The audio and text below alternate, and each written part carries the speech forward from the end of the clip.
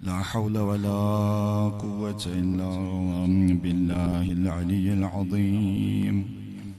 حسبنا الله ونعم الوكيل، نعم المولى ونعم النصير. رب اشرح لي صدري ويسر لي أمري واحلل عقدة من لساني يفقه قولي. أعوذ بالله من الشيطان الرجيم. بسم الله الرحمن الرحيم.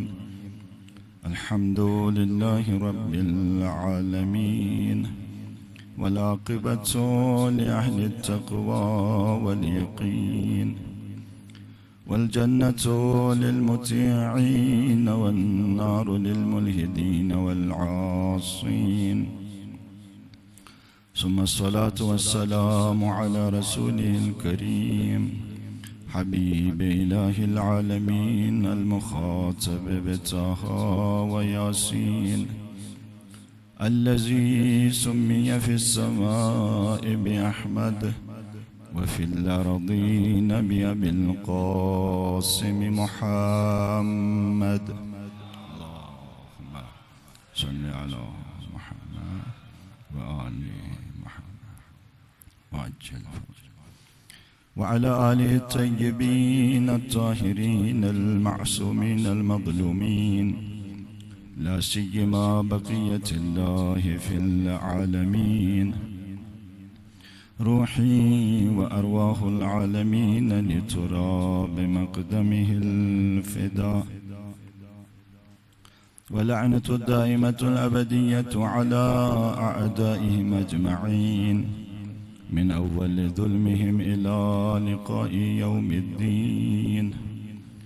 أما بعد، فقد قال حق سبحانه وتعالى في كتابه المحكم وقرآنه المتقن وقوله أحسن.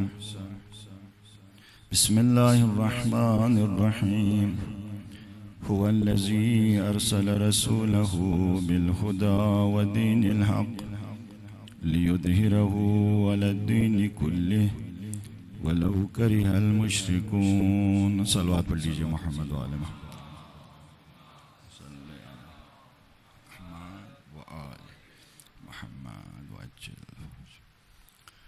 عرض ہوا کہ یہ جو مجالس سید الشہداء ہیں، اس کا بنیادی ہدف یہی ہے کہ یہ مجالس ہمیں امام زمانہ کے قریب کریں. جب امام کا ظہور ہوگا اس وقت لوگوں کو معلوم ہوگا کہ جو بقیت اللہ ہے وہ نتیجہ ہے سار اللہ کا، انہی مجالس کا نتیجہ ہے، اور انہی مجالس کے ذریعے ہی امام کے ظہور کے لیے زمینہ فراہم ہوگا. تو بڑی اہمیت کی حامل ہیں یہ مجالس سید الشہداء علیہ الصلاۃ والسلام. امام زمانہ کا جو وجود مبارک ہے، اس کی جو حیثیت ہے وہ لیلۃ القدر جیسی ہے، شب قدر جیسی ہے. جس طرح شب قدر کے اندر جو انسان ہے ان کی جو مقدرات ہے اس کا تعین ہوتا ہے، بالکل اسی طرح سے یہ جو عالم بشریت ہے اس کی تقدیر کس کے ہاتھ میں ہے؟ اس کی تقدیر وجود مبارک بقیت اللہ ولی عصر کے ہاتھ میں ہے. لہذا بالکل حیثیت شب قدر جیسی ہے. اور آپ نے وجود مبارک ولی عصر کے حوالے سے یقیناً بہت کچھ سنا ہوا ہے، اور بہت ساری چیزیں ایسی ہیں جو سننے والی ہیں، سنیں گے، اور بہت ساری چیزیں ایسی ہیں ولی عصر کے حوالے سے، امام زمانہ کے حوالے سے، کہ ان چیزوں کے بارے میں ابھی ہمیں علم نہیں ہے. لہذا خدا سے ہمیشہ یہ دعا کرنی چاہیے کہ پروردگار ہمارے دلوں کے اندر امام زمانہ کی معرفت ڈال دے، کیونکہ بہت سارے پہلو ایسے ہیں جن سے ہم آگاہ نہیں ہیں، جو ابھی ہمارے لیے معلوم نہیں ہیں، جو ابھی تک کسی نے بیان نہیں کیے ہیں، جو کسی کتاب کے اندر نقل نہیں ہوئے ہیں، پوشیدہ ہے.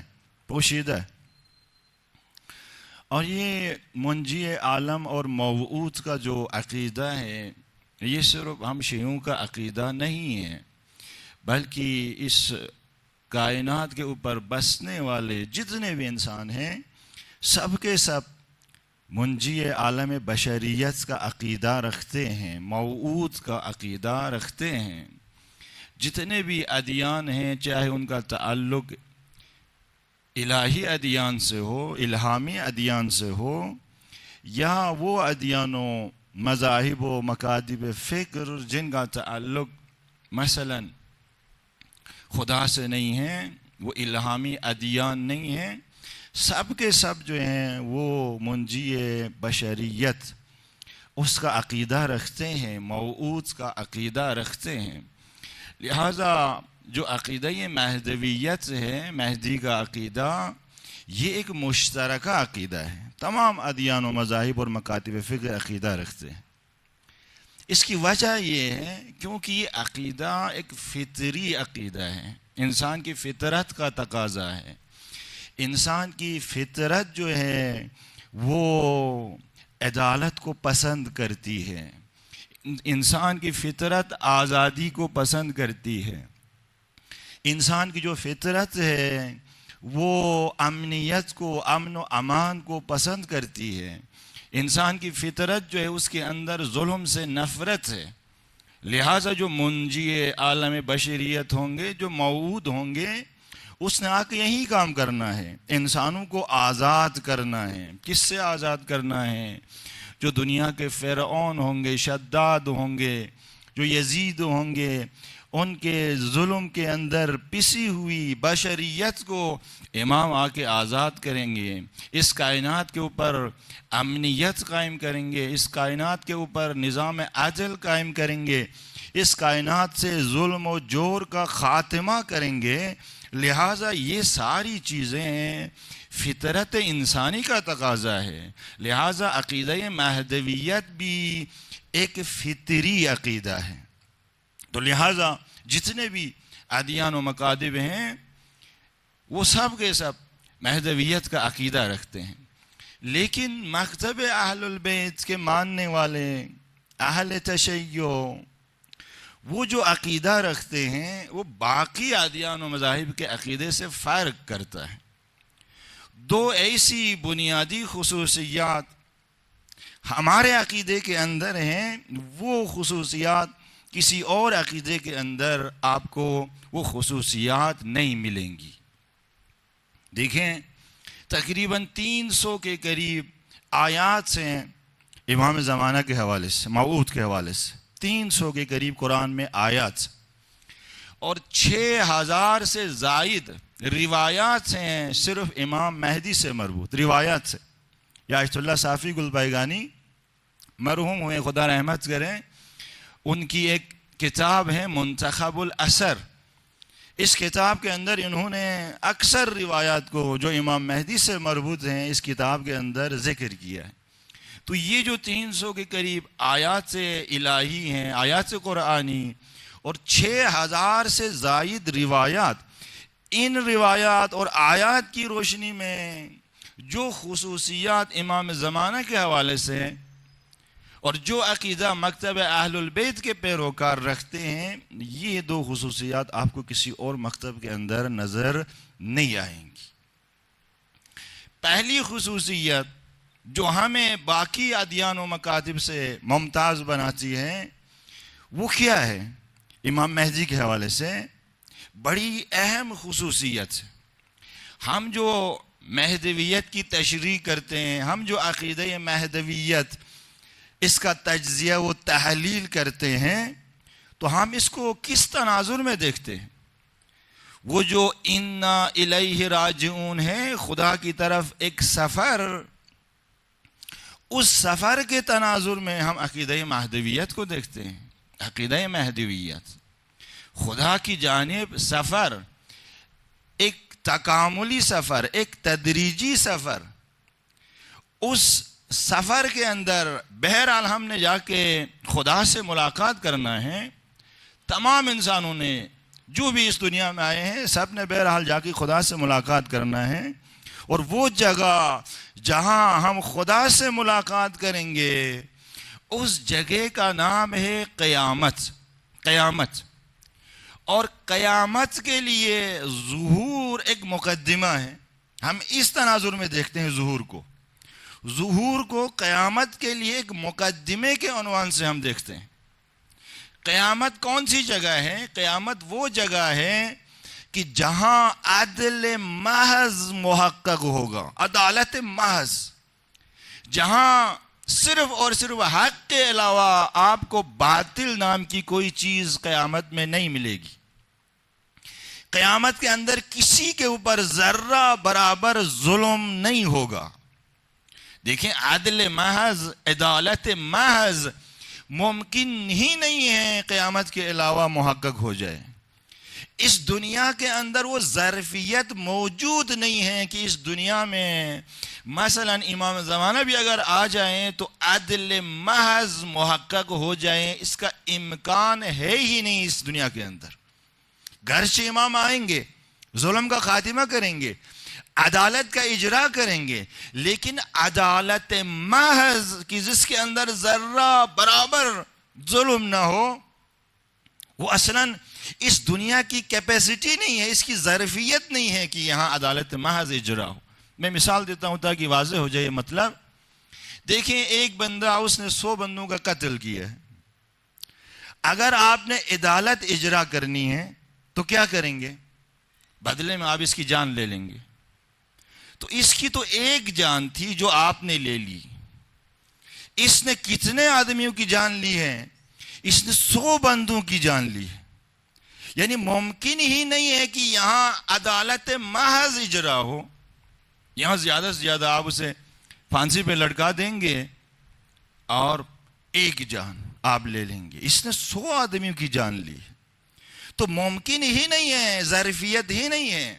دیکھیں، قیامت کے اوپر جو عقلی دلیل ہے وہ یہی ہے، جو عقلی دلیل ہے۔ قیامت کی کیوں ضرورت ہے؟ مرنے کے بعد ایک زندگی، اس کی ضرورت کیوں ہے؟ بعض لوگ اس کا عقیدہ ہی نہیں رکھتے کہ جی بس ہماری جو زندگی ہے اسی دنیاوی زندگی تک محدود ہے، مرنے کے بعد ہم خاک ہو جائیں گے، مٹی ہو جائیں گے، اور اس کے بعد کوئی زندگی نہیں ہے۔ بعض یہ عقیدہ رکھتے ہیں جو ملحدین ہیں۔ جو عقلی دلیل ہے وہ یہ کہ اس دنیا کے اندر عدالت اجرا نہیں ہو سکتی۔ اس دنیا کے اندر جو مظلوم واقع ہوا ہے اس کا حق کما حق ہو، جو اسے ملنا چاہیے وہ مل ہی نہیں سکتا۔ ظرفیت نہیں ہے، کیپیسٹی نہیں ہے۔ مثال بھی آپ کے سامنے عرض کی۔ لہٰذا ایک جگہ ہونی چاہیے، عقل کہتی ہے ایک جگہ ہونی چاہیے جہاں مظلوم کو اس کا حق ملے، جہاں صحیح معنوں میں عدالت اجرا ہو، جہاں ذرہ برابر کسی کے اوپر ظلم نہ ہو، اور اسی جگہ کا نام قیامت سے۔ اور ہم جو عقیدہ رکھتے ہیں مہدویت کا، یہ عقیدہ در حقیقت یہ جو سفر تکاملی ہے، وَإِنَّا إِلَيْهِ رَاجِعُونَ، خدا کی طرف، معاد کی طرف، قیامت کی طرف، اس سفر کے لیے ہم مہدویت کو مقدمہ سمجھتے ہیں۔ کیسے مقدمہ سمجھتے ہیں؟ دیکھیں، عدالت محض اس کا تحمل آسان نہیں ہے، عدالت محض کو برداشت کرنا آسان نہیں ہے۔ پہلے بھی کسی مجلس میں نے اشارہ کیا اس کی طرف۔ لہذا خدا نے قیامت سے پہلے کہ جہاں عدالت محض نے اجرا ہونا ہے 2 مرحلے رکھے ہیں کہ ان 2 مرحلوں کے اندر انسان پریکٹس کرے عدالت کو برداشت کرنے کا، عدالت کے ساتھ زندگی گزارنے کا سلیقہ انسان سیکھے۔ 2 مرحلے خدا نے رکھے ہیں قیامت سے پہلے تاکہ انسان خود کو تیار کریں، قیامت کے لیے آمادہ کریں۔ نظریہ یہ مہدویت، عقیدہ یہ مہدویت، منجی عالم بشریت، اس کا عقیدہ در حقیقت ایک مقدمہ ہے کہ ہم خود کو آمادہ اور تیار کریں قیامت کے لیے، یعنی صحیح معنوں میں عدالت کے اجرا اس کے لیے خود کو تیار کریں. تیار کیسے کریں گے؟ عدالت کے ساتھ زندگی گزارنے کی جب پریکٹس کریں گے تو تیار ہو جائیں گے قیامت کے لیے. لہذا امام جعفر صادق علیہ السلام، اللہم صلی علی محمد و آل محمد، امام نے فرمایا کہ ایام اللہ ثلاثۃ، خدا کے جو ایام ہیں وہ 3 ہیں. کون کون سے ہیں؟ یوم الظہور، یوم الرجعہ و یوم القیامہ. یہ 3 ایام اللہ ہے. ایک کا نام ہے یوم ظہور، دوسرے کا نام ہے یوم رجعت، اور تیسرے کا نام ہے یوم القیامہ، قیامت کا دن. تو قیامت سے پہلے خدا نے یہ 2 مرحلے رکھے. پہلے مرحلے کا نام ظہور ہے. ظہور کے ذریعے ظلم کا خاتمہ ہوگا، عدالت نسبی کا اجرا ہوگا، لوگ عدالت کے ساتھ زندگی گزارنے کا سلیقہ سیکھیں گے امام کے وجود کے ذریعے. اور اس کے بعد یہ عدالت کا دائرہ مزید وسیع ہوگا. کس کے ذریعے وسیع ہوگا؟ رجعت کے ذریعے. عقیدہ ہے ہمارا مکتب اہل البیت، اس کا عقیدہ ہے کہ جتنے بھی ائمہ معصومین وہ سب کے سب واپس آ جائیں گے، ان کی رجعت ہوگی، وہ یہاں آ کے باقاعدہ حکومت قائم کریں گے. اور اس کے علاوہ وہ مومنین، میں نے پہلی مجلس میں یا دوسری مجلس میں عرض کیا کہ جو اس آرزو اور ارمان کے ساتھ اس دنیا سے گئے ہوں، جنہوں نے عہد ولایت کے مطابق اپنی زندگی گزاری ہوں، وہ مومنین بھی رجعت کریں گے، وہ بھی واپس آ جائیں گے. متعدد روایات ہیں اس حوالے سے. بہار الانوار کی جلد نمبر 5 کے اندر علامہ مجلسی نے نقل کیے ہیں. ایک روایت غالباً کسی مجلس میں عرض کیا تھا، اذا قام القائم، جب امام زمانہ کا ظہور ہوگا تو اتی المؤمن فی قبرہ یقال له انه قد ظہر صاحبک ان تشاء ان تلحق به فلحق. امام کا ظہور ہوگا، مومنین کے قبروں میں آ کے ندا دی جائے گی کہ انه قد ظہر صاحبک، تمہارے صاحب نے، تمہارے امام نے ظہور کیا ہے. ان تشاء ان تلحق به فلحق، اگر اپنے امام کے ساتھ ملحق ہونا چاہتے ہو، ملنا چاہتے ہو، فلحق، بسم اللہ، اس قبر سے اٹھو، ملحق ہو جاؤ. تو مومنین کی بھی رجعت ہوگی. یعنی رجعت دوسرا مرحلہ ہے جہاں ایک وسیع دائرے کے ساتھ لوگ عدالت کے ساتھ زندگی گزاریں گے. جب اس طرح سے پریکٹس ہو جائے گی انسانوں کی عدالت کے ساتھ زندگی گزارنے کی، عدالت کو برداشت کرنے کی، کیونکہ عدالت برداشت کرنا آسان نہیں ہے. عدالت کے بارے میں بات کرنا آسان ہے، گفتگو کرنا آسان ہے، لیکن عدالت کو برداشت کرنا جب اپنے اوپر آتی ہے، وہ ایک مقولہ ہے، ضرور المثل ہے کہ موت اچھی ہے لیکن دوسروں کے لیے، یعنی خود مرنا نہیں چاہتا. عدالت اچھی ہے لیکن کن کے لیے؟ دوسروں کے لیے. اپنے اوپر جب آ جائے کوئی مسئلہ تو اس وقت انسان تیار نہیں ہوتا زیر بار عدالت جانے کے لیے. یعنی اس کے حق میں عدالت اجرا ہو رہی ہوتی ہے، وہ سمجھتا ہے میرے ساتھ ظلم ہو رہا ہے، میرے ساتھ زیادتی ہو رہی ہے. کسی کا حق کھا لیا ہو، عدالت اجرا ہو جائے، یہ کہے گا کہ یہ زیادتی ہے میرے ساتھ. تو عدالت کو برداشت کرنا آسان نہیں ہے، اس کے لیے پریکٹس کی ضرورت ہے. اور قیامت عدل محض کی جگہ ہے، عدل محض، حق محض ہے، وہاں ذرہ برابر باطل کی گنجائش نہیں ہے. لوگوں کو تیار کرنا ہے، آمادہ کرنا ہے. اور وہ لوگ جو اس دنیا سے گئے ہیں وہ قیامت کے لیے تیار ہوں گے. کہاں پہ تیار ہوں گے؟ عالم برزخ کے اندر تیار ہوں گے. جو زندہ ہیں وہ ان 2 مراحل کے ذریعے، ظہور کے ذریعے تیار ہوں گے اور رجعت کے ذریعے تیار ہوں گے. جو مر گئے ہیں وہ عالم برزخ میں تیار ہوں گے. انہیں مختلف مراحل سے گزارا جائے گا، مختلف مراحل سے. ان کے اندر وہ مطلوبہ ظرفیت عالم برزخ کے اندر قیامت سے پہلے ایجاد کی جائے گی، تاکہ وہ جو صحنہ قیامت ہے، جو یوم اللہ ہے، اس کے لیے خود کو تیار کر سکیں، اس کے لیے خود کو آمادہ کر سکے. اور قیامت کے دن اگر کوئی جنت میں جاتا ہے، یہ عین عدل محض ہے، اور اگر کوئی جہنم میں جاتا ہے تو وہ بھی عدل محض ہے، عین محض ہے، عین محض ہے. لہذا ہم مکتب تشیع مہدویت کو اس تناظر میں اس کی تشریح کرتے ہیں. دیکھیں یہ تشریح آپ کو کسی اور مکتب کے اندر مہدویت کی بالکل نہیں ملے گی کہ انا الیہ راجعون کے تناظر میں مہدویت کو دیکھیں. تو لہٰذا ظہور امام کا پہلا قدم ہوگا اور دوسرا قدم رجعت اور پھر آخری قدم وہ قیامت سے. تو یہ خصوصیت مخصوص ہے مکتب اہل البیت علیہ السلام سے. یہی 300 کے قریب آیات اور 6000 سے زائد جو روایات انہی کے ذیل میں اہل البیت علیہ السلام نے ہمیں اس کی تعلیم دی ہے. یہ چیز آپ کو کسی اور مکتب کے اندر نہیں ملے گی.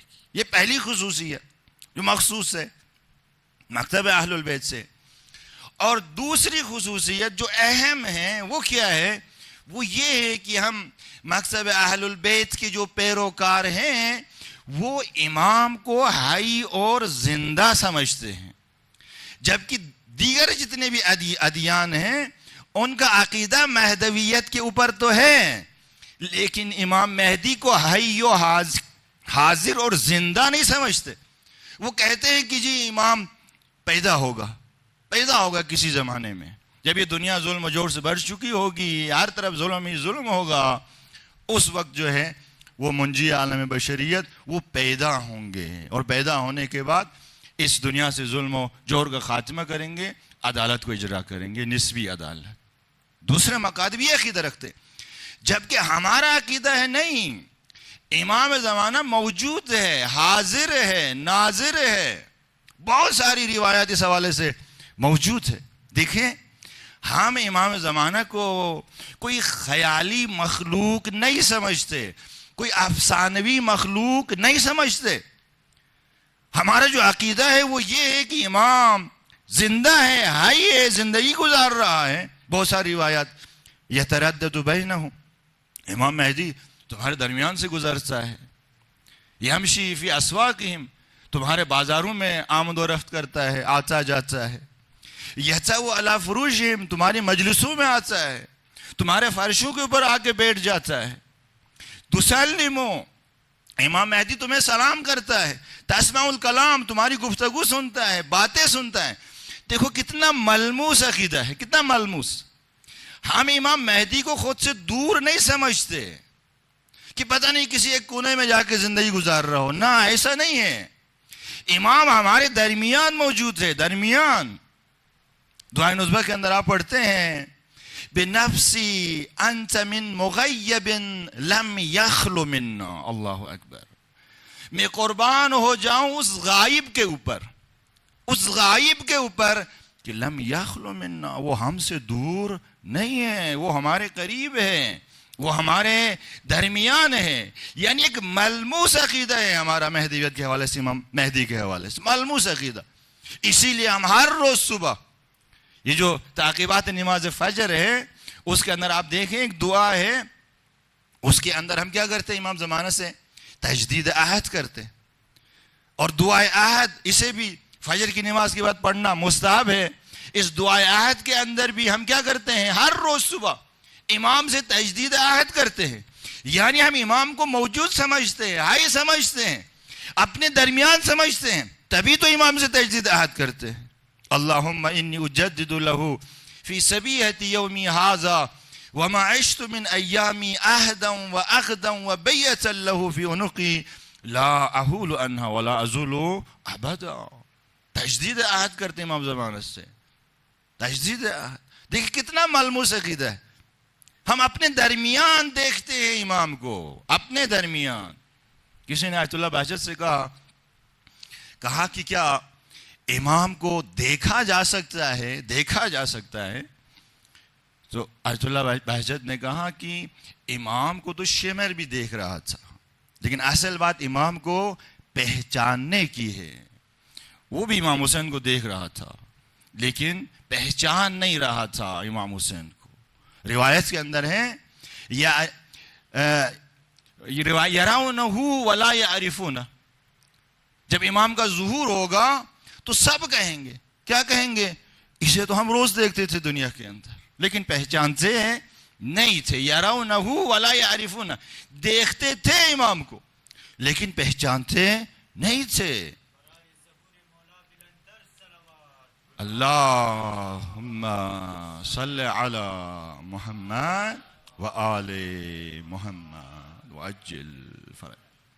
اس کی وجہ کیا ہے؟ کیوں ہم امام کو حیو حاضر اور ناظر سمجھتے ہیں؟ اس لیے کہ متعدد روایات اور آیتیں قرآنی بھی ہے کہ کوئی بھی عصر اور زمانہ حجت خدا سے خالی نہیں ہو سکتا. کیوں نہیں ہو سکتا؟ کیا فلسفہ ہے اس کے پیچھے؟ اگر حجت خدا سے خالی ہو گیا تو کون سی مشکل پیش آ سکتی ہے؟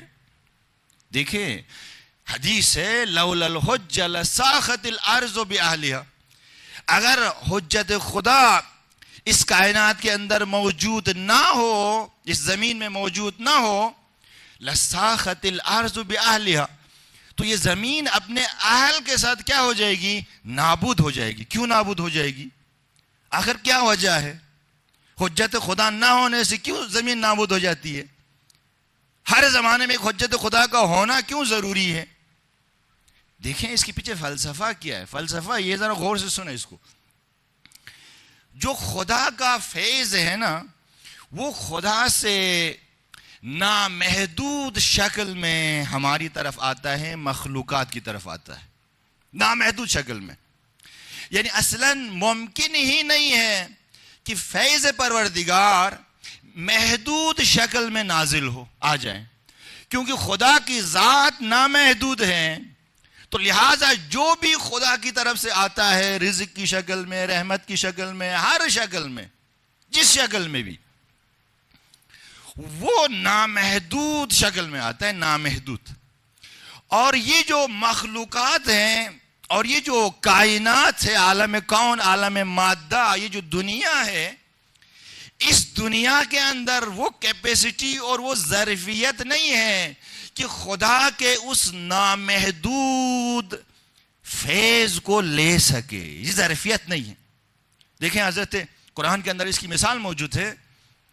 حضرت موسیٰ خدا سے ملنے گئے, ملاقات کے لیے کوہ طور گئے, اور خدا کو دیکھنے کی حضرت موسیٰ نے آرزو کی.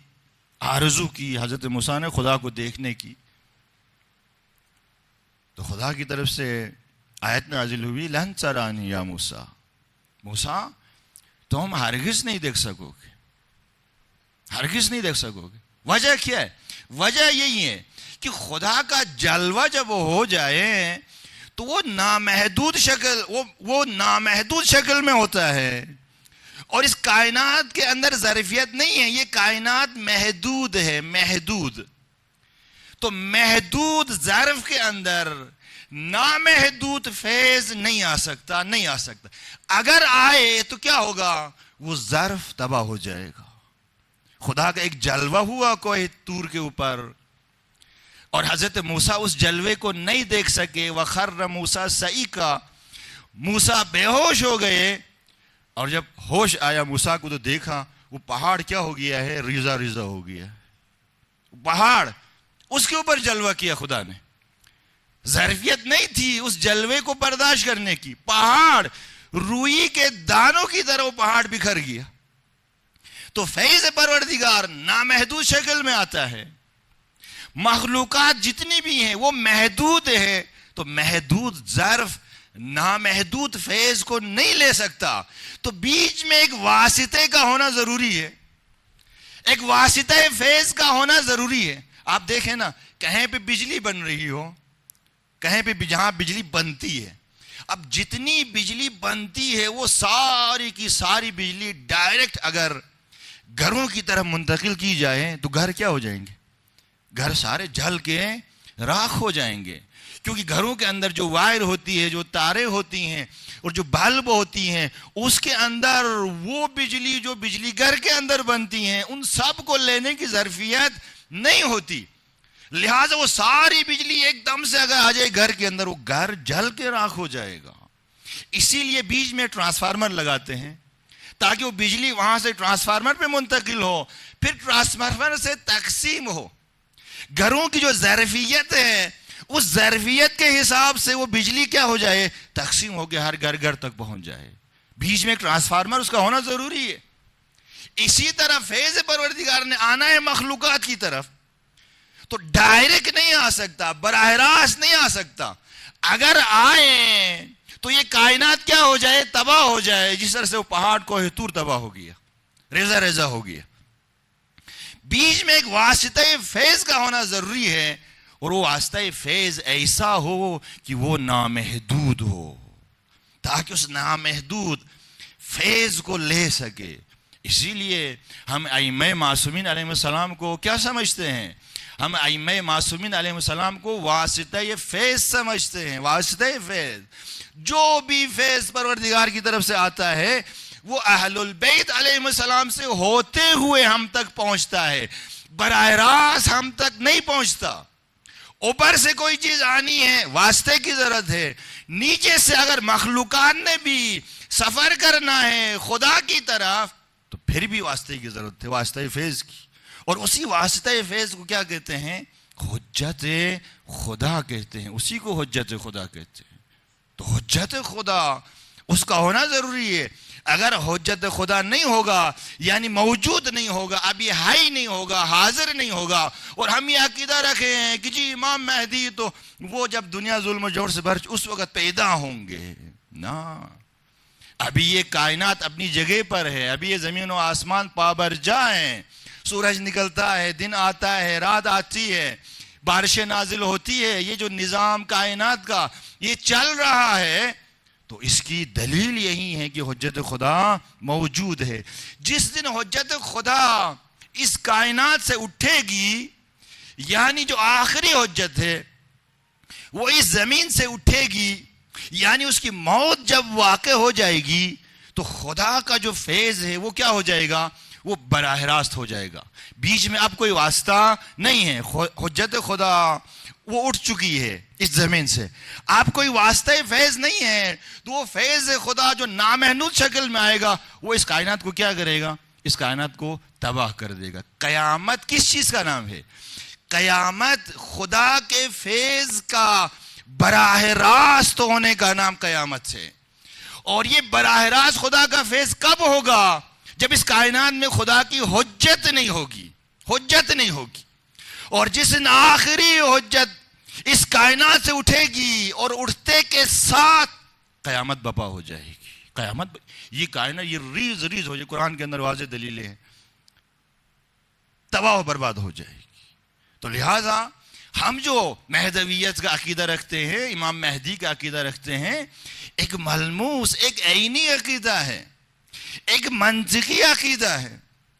یہ پروفیسر کاربون نام سنا ہوگا، یہ فرانس کا ہے، اور اس کی کافی علمی نشستیں ہوئی علامہ محمد حسین طباطبائی کے ساتھ، صاحب تفسیر المیزان، اس کے ساتھ کئی ملاقاتیں ہوئی اور کئی علمی نشستیں ہوئی.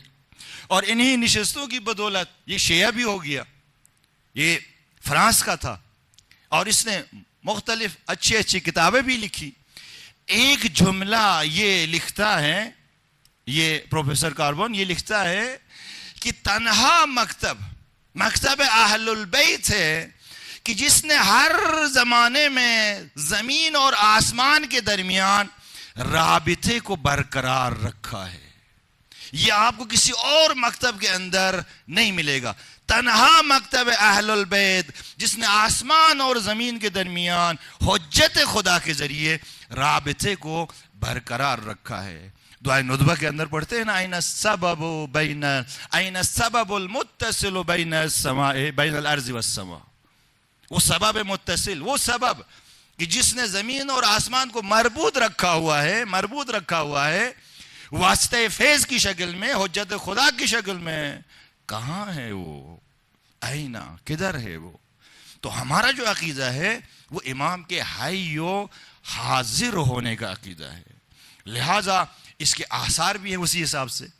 دیکھیں، جو لوگ عقیدہ رکھتے ہیں امام مہدی کے بارے میں کہ ابھی زندہ نہیں ہے، موجود نہیں ہے، بعد میں ہوگا، پھر آپ ان کی زندگیوں کو دیکھیں، آپ کو ان کی زندگیوں کے اندر نا امیدی ملے گی. نا امیدی. امید نام کی کوئی چیز نہیں ملے گی. جب ایک موجود ہی نہیں ہے تو بندہ کس سے امید رکھے؟ لیکن ہم جو مہدویت کے اوپر عقیدہ رکھتے ہیں، دیکھیں ہم ہمیشہ امیدوار رہتے ہیں، ہم کبھی نا امید نہیں ہوتے. تشیع کے اوپر حالات سخت سے سخت آ گئے. آپ طول تاریخ آپ اٹھا کے دیکھیں، ایسے سخت حالات بندہ تصور بھی نہیں کر سکتا. ان حالات میں مکتب تشیع پسپا نہیں ہوا، پسپا نہیں ہوا. جب ایک جنگ ہو رہی ہو، اس جنگ کے اندر اس جنگ کو کمانڈ کرنے والا کمانڈر جب موجود ہوتا ہے تو جو فوج ہوتی ہے اس فوج کی ہمت، اس کے حوصلے بھی کیا ہو جاتے ہیں؟ بلند ہو جاتے ہیں. لیکن کمانڈر ہی مر جائے، قتل ہو جائے تو پھر جو فوج ہے وہ لڑ نہیں سکتی. جب کمانڈر مر جائے فوج کے جو حوصلے ہیں وہ پست ہو جاتے، شکست ہو جاتی، پسپا ہو جاتے. جنگ احد کے اندر ایسا ہی ہوا. ایک افواہ پھیلائی گئی کہ رسول خدا قتل ہو گئے ہیں. جیسے یہ افواہ پھیل گئی، لوگ چھوڑ کے کہاں چلے گئے؟ وہ احد کی پہاڑی کے اوپر چڑھ گئے. افواہ تھی اور یہ حقیقت ہے کہ جہاں کہیں بھی ایک جنگ ہو رہی ہو، کمانڈر اگر وہ مر جاتا ہے پھر جو فوج ہے اس کے حوصلے پست ہو جاتے ہیں. پھر ناکامی، شکست اس کے نصیب میں آتی ہے. اور جنگ احد کے اندر مسلمان شکست کھا گئے. وجہ یہی تھی اس کی. تشیع طول تاریخ کے اندر کتنے مظالم، لیکن کبھی آپ کو نہیں ملے گا کہ تشیع پسپا ہو گئی ہو، تشیع جو ہے ختم ہو گئی ہو. نہیں، تشیع پورے آب و تاب کے ساتھ آگے بڑھتی رہی ہے. آپ تاریخ اٹھا کے دیکھیں، غالباً 8ویں جو صدی ہجری ہے، جب مغلوں نے حملہ کیا ایران کے اوپر تو مغل جہاں بھی جاتے تھے پورے شہروں کو، گاؤں کو، دیہاتوں کو جلا کے راکھ کر دیتے تھے، قتل عام کرتے تھے جہاں بھی جاتے تھے. ایران کے اندر 2 جگہ اس زمانے میں 8ویں صدی ہجری میں ایسی تھی کہ جہاں مکتب تشیع کے پیروکاروں کو مغل شکست نہیں دے سکے. 2 جگہ ایسی تھی. ایک سبزوار خراسان، وہاں پہ بڑا مقابلہ کیا شیعوں نے، اور ایک قوم اور کاشان، وہاں کے شیعہ، انہوں نے بہت مقابلہ کیا. کیسے مقابلہ کیا؟ یا صاحب الزمان ادرکنی، اسی ورد کے ذریعے امید دیتا ہے، آپ کو مایوس ہونے نہیں دیتا. یہ جو ہم عقیدہ رکھتے ہیں مہدویت کا، یہ لوگ چھپے رہتے تھے کیونکہ ان کی تلاش میں تھے. مغل چھپے رہتے تھے مختلف پناہ گاہوں کے اندر، اور جمعے کی صبح قوم کاشان بیابانوں میں، سبزوار خراسان بیابانوں میں، یہ سارے جمع ہو جاتے تھے. شیعہ سب جمع ہو جاتے تھے ہر جمعے کی صبح کو. جہاں جہاں چھپے ہوتے تھے، ڈرتے نہیں تھے، خوف سب کچھ نکال کے، حالانکہ مغل ان کے پیچھے ڈھونڈ رہے ہوتے تھے، کسی قسم کا خوف دل میں لائے بغیر یہ لوگ نکلتے تھے، بیابانوں میں آ کے جمع ہوتے تھے اور وہاں آ کے فریاد بلند کرتے تھے، یا صاحب الزمان عجل علی ظہورک، یا صاحب الزمان عجل علی ظہورک. اب دیکھیں مکتب تشیع ایسا ہے. یہ عقیدہ مہدویت، نظریہ مہدویت ہمیں کبھی بھی نا امید ہونے نہیں دیتا.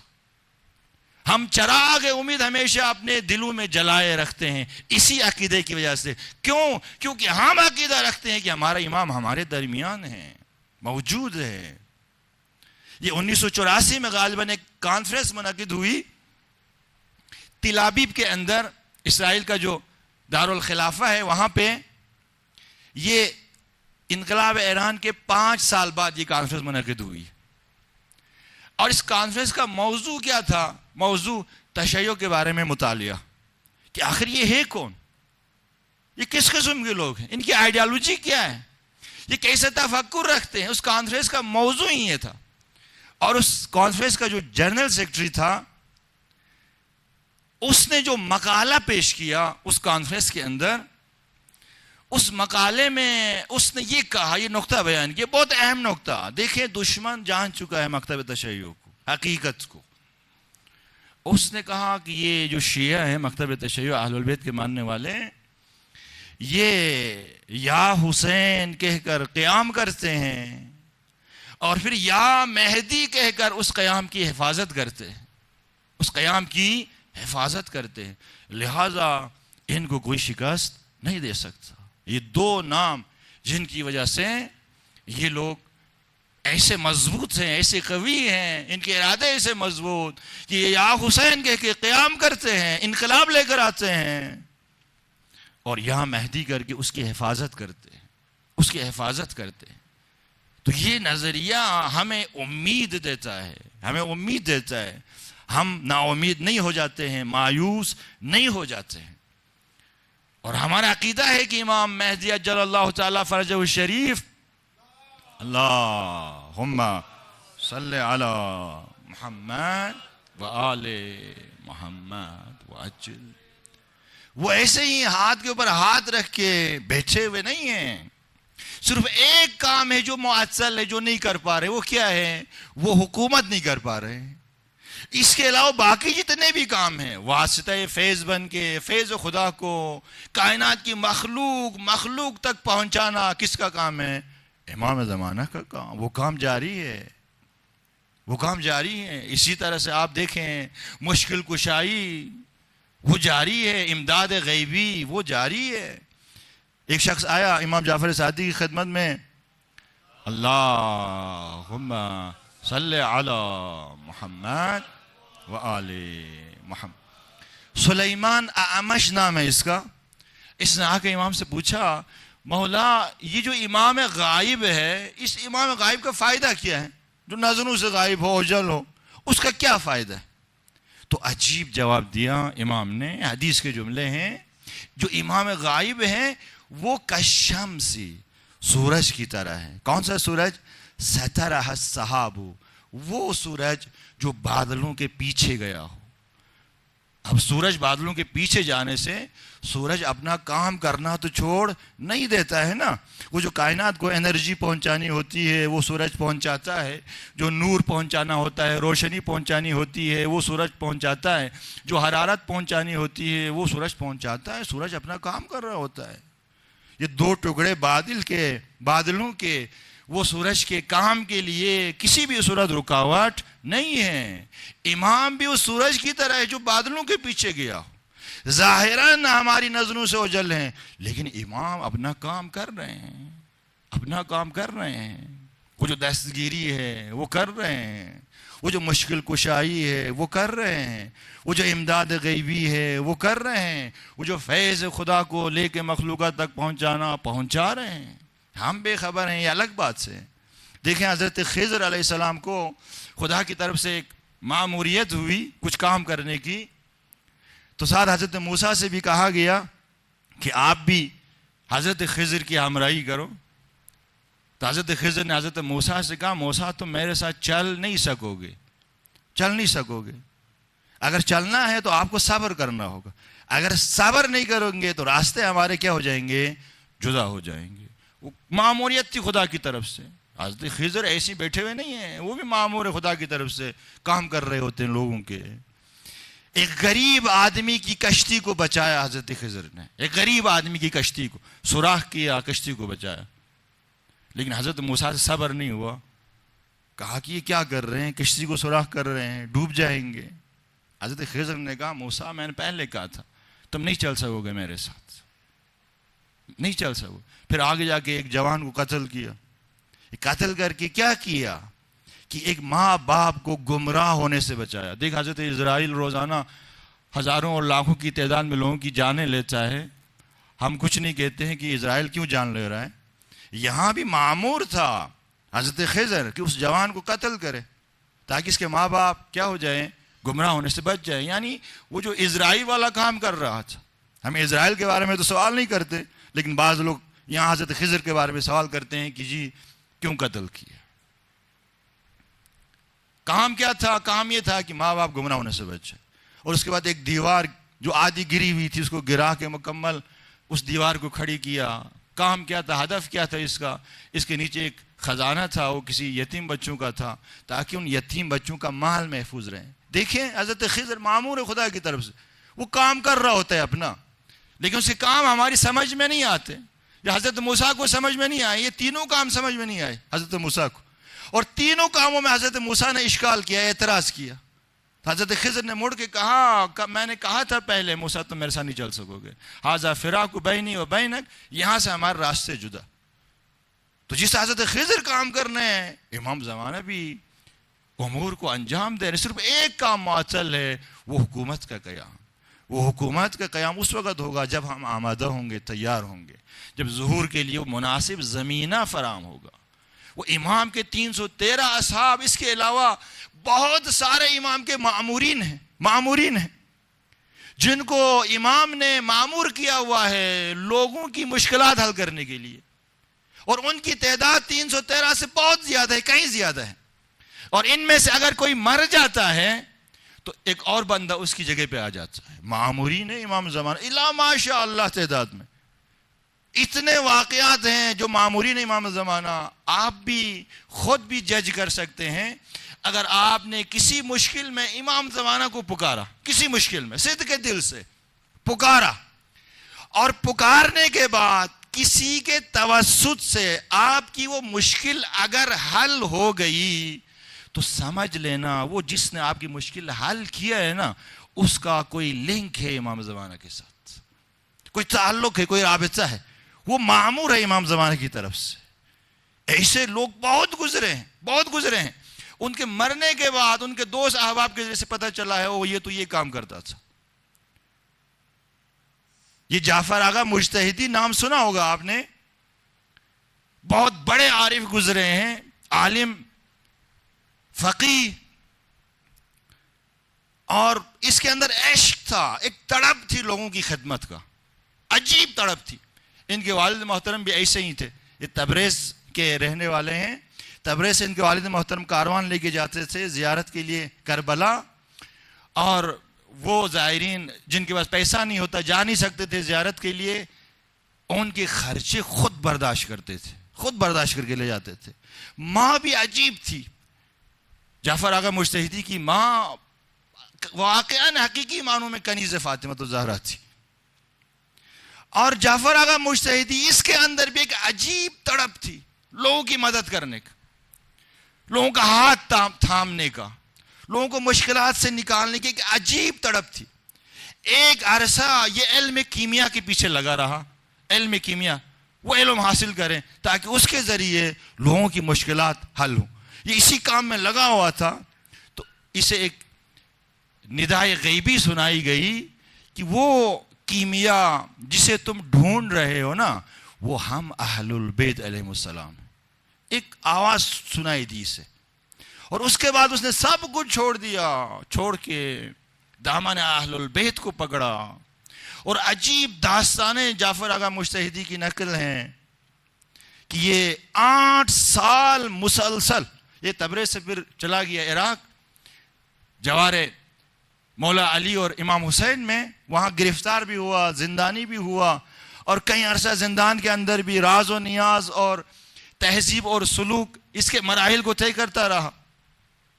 اس کے بعد جب آزاد ہو گیا، کچھ عرصہ نجف میں، کچھ عرصہ کربلا میں یہ مقیم رہا، اور مسجد سہلہ کے اندر جعفر آغا مجتہدی انہوں نے 8 سال اعتکاف کیا۔ اعتکاف ہم سوچ بھی نہیں، 8 سال، ہم 3 دن یا 10 دن اعتکاف کے لیے جاتے ہیں، ہماری کیا حالت ہو جاتی ہے۔ 8 سال یہ مسجد سہلہ سے باہر نہیں نکلا ہے، مسجد سہلہ سے باہر، صرف ضروری کام، وضو کے لیے یا غسل واجب ہو جائے اس کے لیے، یا مختصر پیٹ میں کھانا ڈالنے کے 2-3 لقمے ڈالنے کے لیے، اس کے علاوہ یہ مسجد سہلہ سے باہر نہیں نکلا۔ اور پھر اس کے بعد دیکھیں اس کی دسترسی، دنیا کا ایسا کوئی کونا نہیں ہے جہاں جعفر آغا مجتہدی نہ پہنچا ہو۔ طی العرض کے مالک تھے، یہ دستگیر تھے، لوگوں کے ہاتھ تھامتے تھے، مشکلات حل کرتے تھے۔ یہ جرمنی کے اندر ان کا ایک دوست، جعفر آغا مجتہدی کا دوست وہاں پہ پڑھ رہا تھا، وہ واقعہ نقل کرتا ہے جرمنی کے اندر۔ یہ دیکھو کہاں نہیں پہنچا ہے جعفر آغا مجتہدی۔ تقریباً 29 سال ہو گئے ہیں ان کو انتقال ہوئے، اور حرم حضرت امام رضا میں دفن ہے، جو صحن آزادی ہے اس کے اندر دفن ہے جعفر آغا مجتہدی۔ غالباً 40-45 سال پرانا واقعہ ہے یہ، کہ ان کا دوست نقل کرتا ہے کہ جرمنی میں پڑھ رہا تھا، اور میں اپنی درسگاہ سے جہاں پہ میں نے گھر لیا ہوا تھا وہاں پہ آ گیا، اپنے کمرے میں گیا، تو وہاں بھی مجھے ایک خط پڑا ہوا ملا۔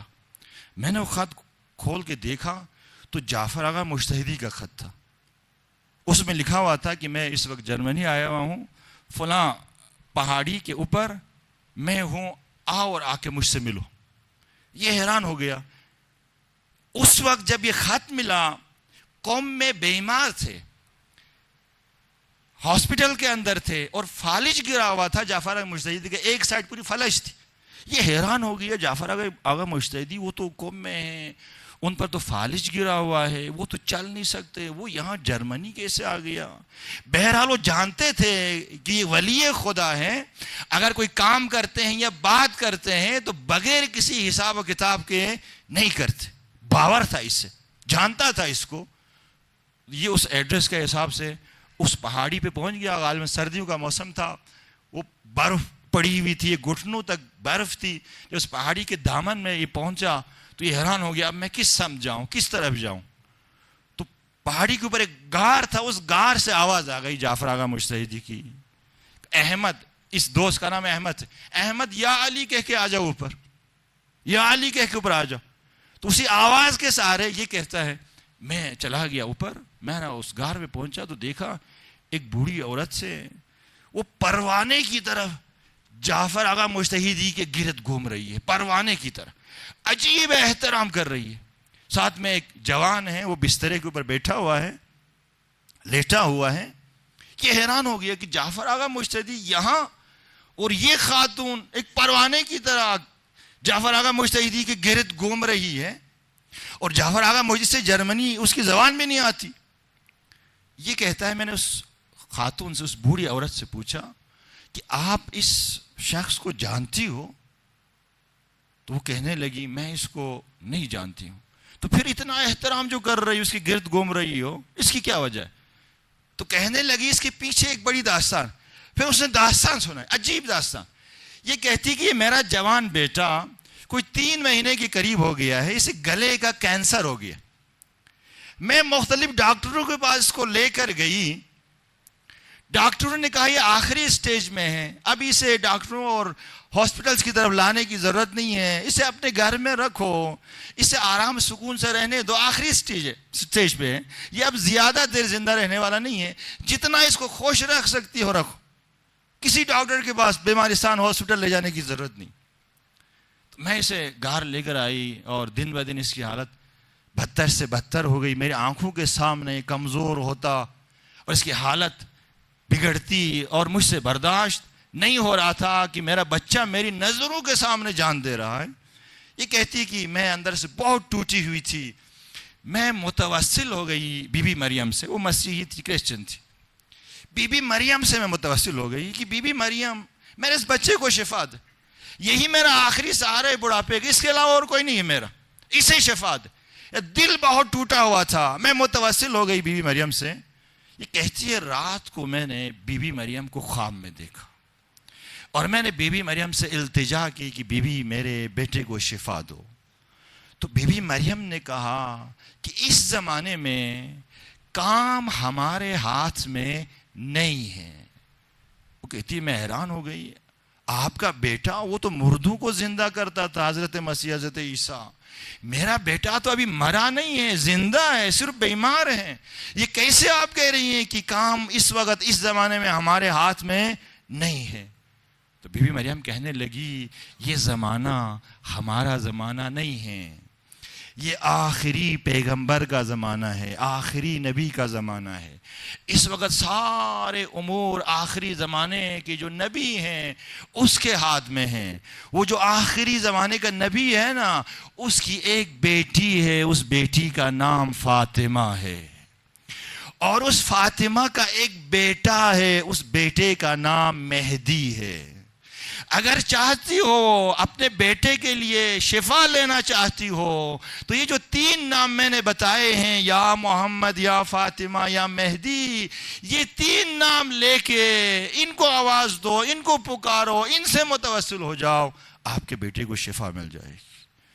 یہ خواب سے بیدار ہوتی ہے، اور بیدار ہونے کے بعد یا محمد، یا فاطمہ، یا مہدی کا ورد کرنے لگتی ہے، اور اسی ورد میں مشغول تھی۔ یہ کہتی ہے کہ اتنے میں یہ دروازہ کسی نے کھٹکھٹایا، میں نے دروازہ کھولا تو یہ شخص موجود تھے۔ مجھے ایسا لگا حضرت عیسیٰ آئے، حضرت عیسیٰ آئے۔ میں اس کی قدموں میں گر گئی. اس نے مجھے اٹھایا, کہا یہ جو تیسرا نام تم نے لیا ہے نا, تیسرا نام یا مہدی, میں اس کے پاؤں کی دھول ہوں, خاک ہوں, خاک ہوں. تمہارا بیٹا بیمار ہے نا, میں اسی لیے آیا ہوں, اسی کی طرف سے بھیجا ہوا ہوں. یہ کہتا ہے میرے بیٹے کے سرانے پہ گیا, کچھ اذکار پڑھے اور میرے بیٹے کی کمر پہ اس نے ہاتھ رکھا اور ایک چوتھا نام لیا. چوتھا نام, 3 نام تو بی بی مریم نے لیے تھے, ان 3 ناموں کے علاوہ ایک چوتھا نام لیا, اور اس کے بعد میرا بیٹا ایک دم سے صحیح ہو گیا اور اٹھ کے بیٹھنے لگا. پہلے باتیں نہیں کرتا تھا, باتیں کرنے لگا.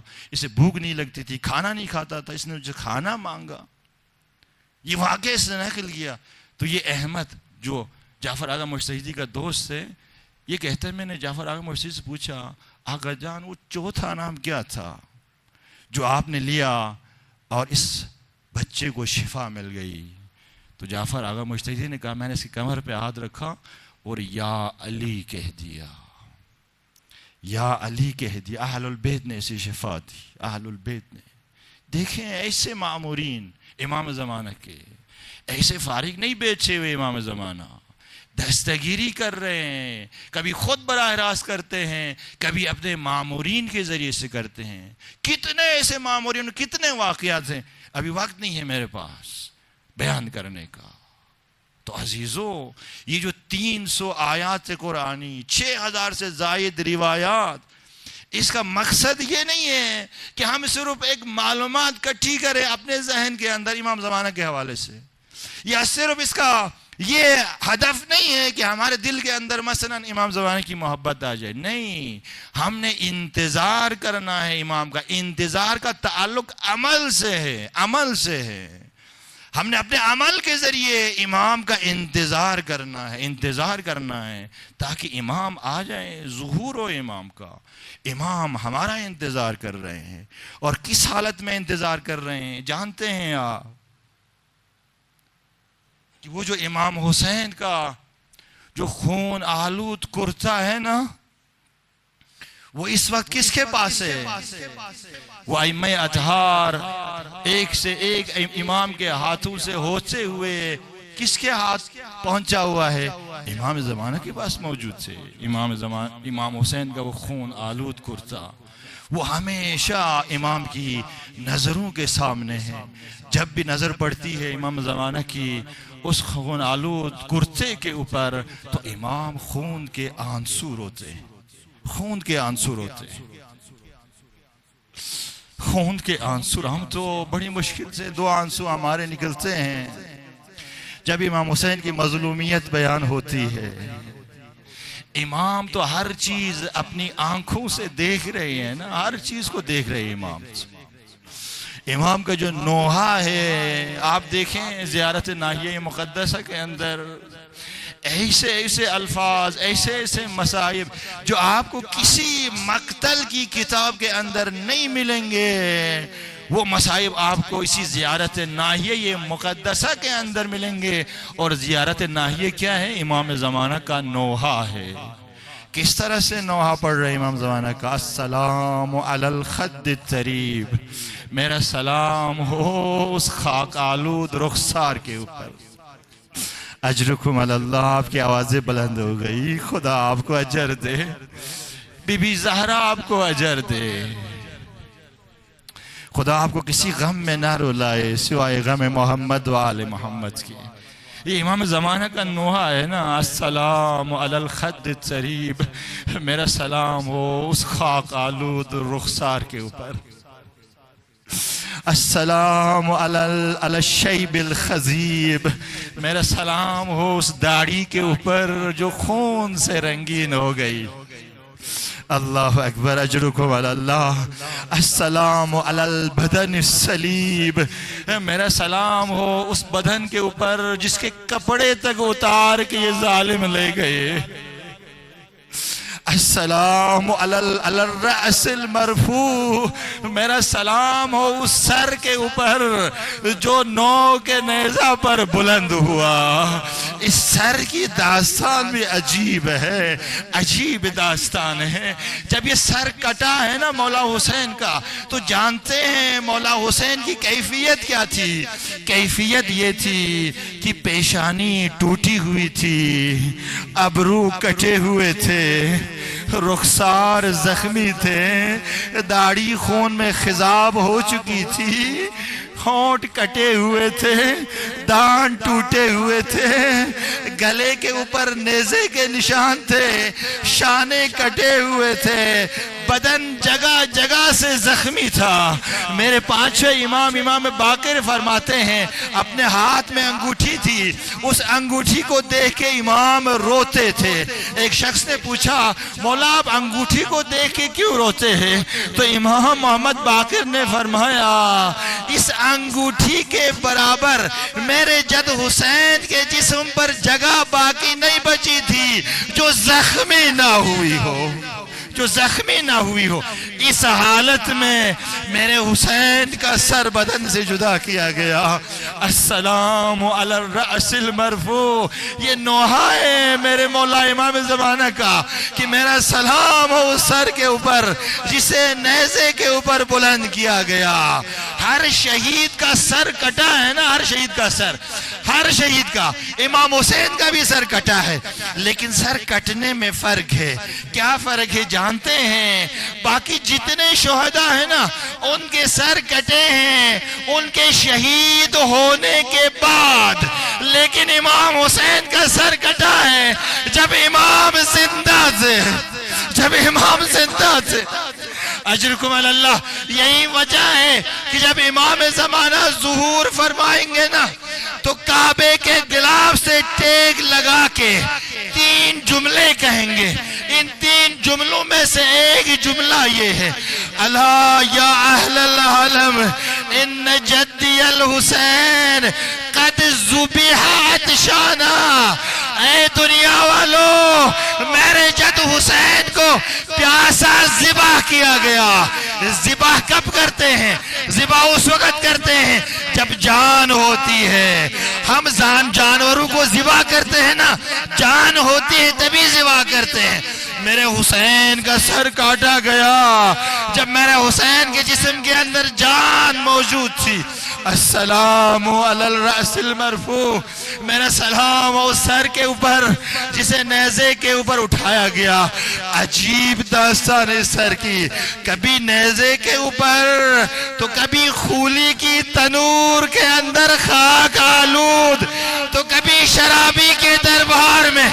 میرے سجاد فرماتے ہیں امام سجاد، میری نظروں سے وہ منظر نہیں جاتا کہ یزید کے دربار کے اندر یزید شراب پی کر مست تخت کے اوپر بیٹھا ہوا تھا، اس کے ہاتھ میں ایک چھڑی تھی، اس کے سامنے تخت پر میرے بابا حسین کا کٹا ہوا سر رکھا ہوا تھا۔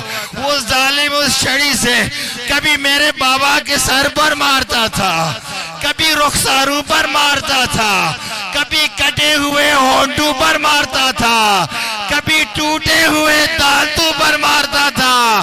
امام سجاد فرماتے ہیں یہ منظر میری آنکھوں سے نہیں جاتا۔